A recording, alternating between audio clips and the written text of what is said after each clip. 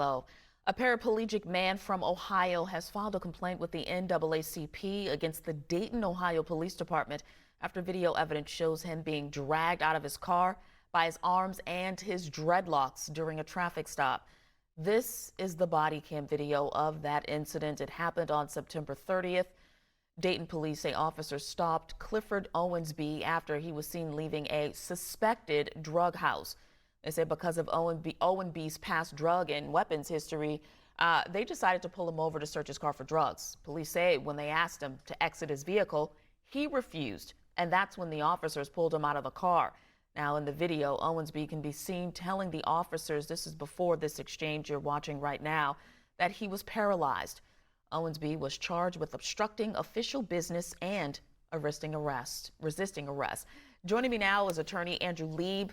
Attorney Lieb, welcome to BNC Live. It's always good to have you. Owensby, who is a paraplegic, is accusing the Dayton police of profiling and unlawful arrest after the incident. The president of Dayton Fraternal Order says the officer's actions were warranted because he did not comply when asked to exit the vehicle. I mean, talk about the law. I mean, I'm just still honestly flabbergasted by that video. Are there any legal grounds there? You said it right, flabbergasted. That's kind of how I feel right now.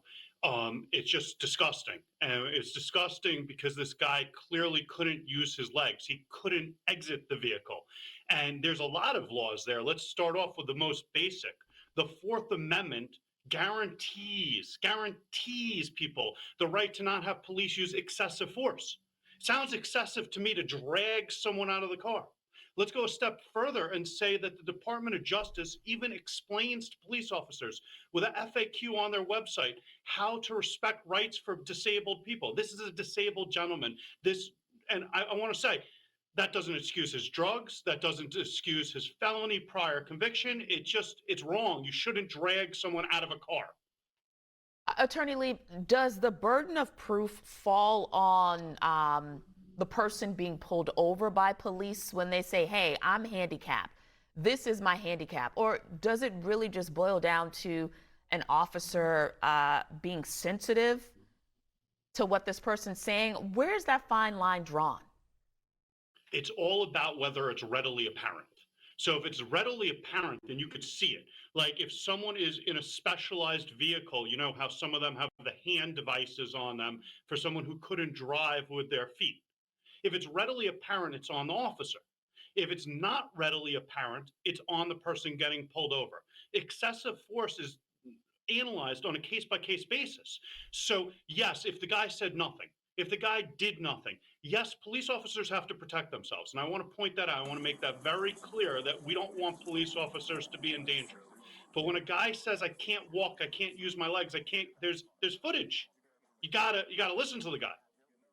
So in this situation, we're looking at the vehicle. It's not apparent that this is a modified vehicle. So what type of proof should someone who was disabled show if they were in a similar situation as this gentleman we see here? I don't want to go to proof. He said, I'm a paraplegic. That's enough for me. You're a paraplegic. The officer should have said, well, then can we assist you? They shouldn't have dragged him out. It shouldn't have been in that vein. That's just wrong. And I want you to know, I imagine he's going to sue them. And I think he's going to sue them. There's cases all over the charts about this, whether it's called a 1983 case or a Ohio-based case we could have, or back to the excessive force, because police have to protect themselves. Police need to patrol. Police have a very hard burden. But when someone says they're a paraplegic, that's enough for them to be able to say, we don't need the same typical force we need. We need to treat you as someone with a disability. In this heightened environment that we're currently in, Attorney Lieb, does this boil down to just more training on the department, on the officer? How do we rectify this situation to make sure this doesn't happen to anyone else moving forward? Tashanea, it's so important that we have trainings. But there's two things I need to say about trainings. Number one, Kamala Harris was the first Attorney General in the United States back in 2015 to have police officers get training. That's important. The first thing I want to say about trainings, though, is trainings can't be limited to sex discrimination or race discrimination.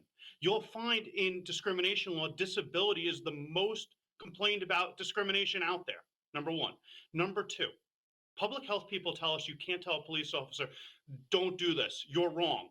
Because that, not just police, anyone who's trained, we have to make them into allies and say, here's how you need to help other police that are doing the wrong way to make a change. It's the verbiage. You can't attack someone being trained. We need to get the trainings right by the right training people, because overall, I'm sure the police didn't want to hurt someone. It was a tense situation, and that's what happens. Attorney Lieb, thank you so much for joining us this afternoon, sir. Great insight.